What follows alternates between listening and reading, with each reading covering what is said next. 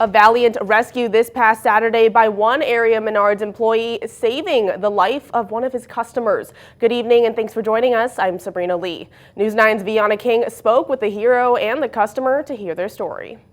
Todd and his wife Debbie were shopping near the mulch section in Plover Menards when the unthinkable happened. Luckily, a Menards employee sprung into action. It all started when the two decided to take a trip to Plover. Picking up some supplies in the yard, and Todd had to load some stuff in the truck, and next thing I know, he was going down. Things started to quickly become concerning when Todd started to foam at the mouth, and then Debbie knew that this was a cardiac arrest.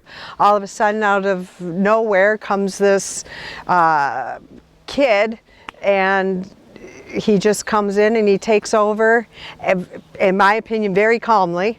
That kid was Matt Rinehart, a 22-year-old med student at UWSP, just 10 minutes into his shift. And that's when I came around the corner and saw an individual with a woman over him, and really unconsciously or without thought, I ran over and immediately realized he was in cardiac arrest. After waking up after the heart attack, the first thing he remembered was, wow, what happened to me? So they just said, we're going to Wausau to get you into the hospital.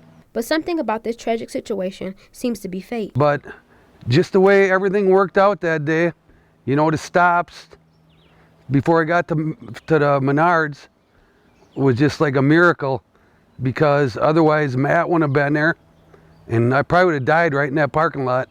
Matt believes it's important for everyone to be CPR trained because you never know when you may need it. Many of us may never find ourselves in those scenarios, but it's a guarantee that some of us will. And knowing what to do if that time arises can potentially help save a life.